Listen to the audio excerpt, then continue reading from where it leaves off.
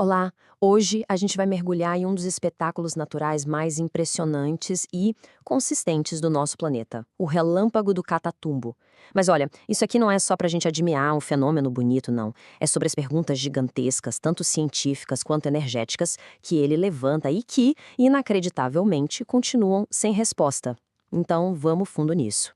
Para a gente começar, vamos ter uma noção do tamanho do que a gente está falando. Essa frase resume perfeitamente o paradoxo do Catatumbo. A gente tem uma fonte de energia monumental, que acontece de forma super confiável há milhares de anos, bem na nossa cara, e mesmo assim, ela continua totalmente inexplorada. Se liga nesse número: 1.200.000. Essa é a quantidade de raios que caem em um único ponto geográfico na Venezuela, todo santo ano. Não estamos falando de um país inteiro, não. É uma área específica ali sobre o Lago Maracaibo. 1.200.000 raios por ano. É muita coisa. E a intensidade também é de cair o queixo.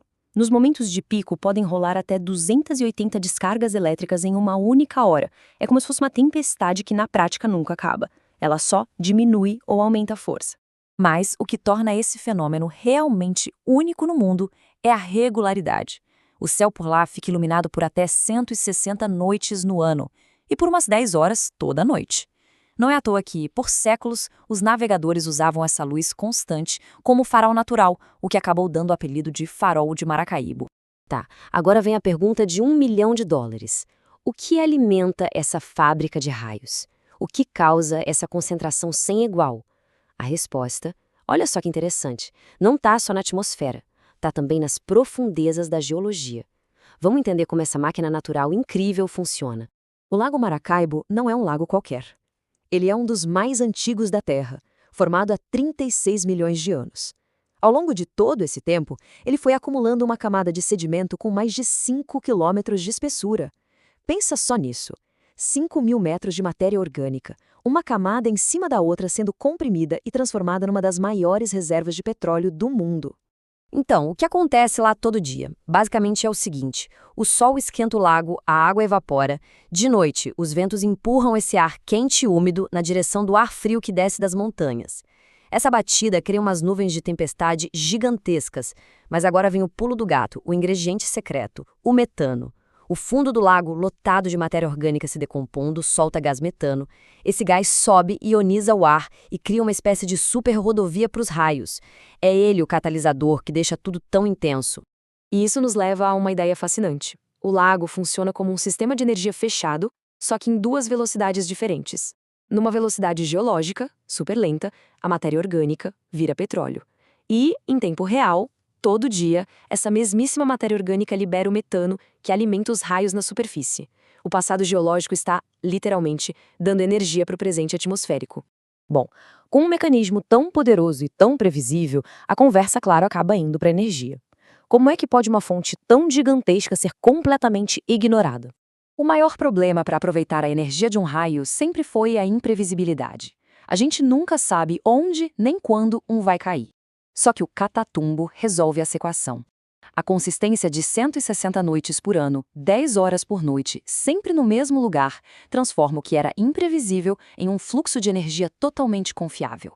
Essa analogia aqui é simplesmente perfeita para ilustrar o potencial.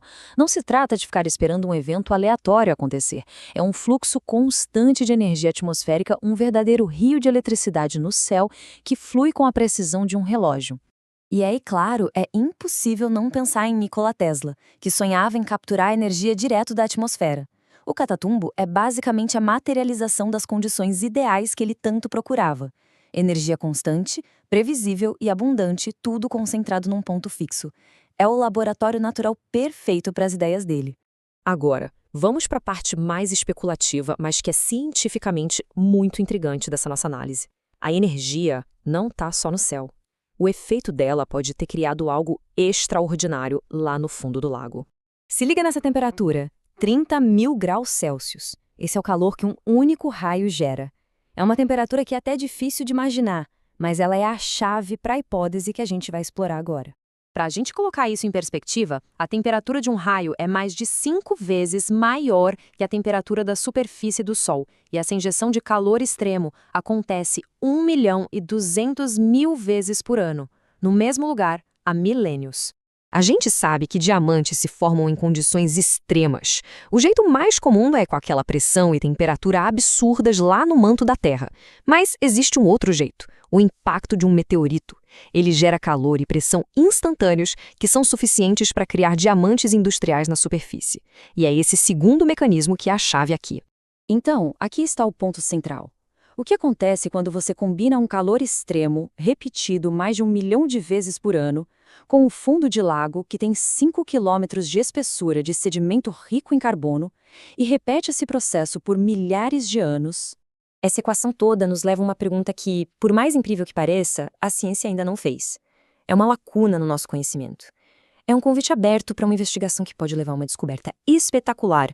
Olha que curioso, o Lago Maracaibo já foi estudado de tudo que é jeito. Mapearam para achar petróleo, analisaram contaminação, os raios foram fotografados e catalogados à exaustão. Mas aquilo que não foi feito é o mais interessante. Ninguém nunca foi lá analisar o sedimento, bem nas zonas de maior incidência de raios, para procurar por formas de carbono cristalino, tipo diamantes industriais, que poderiam ter sido criadas por esse calor todo, repetidamente.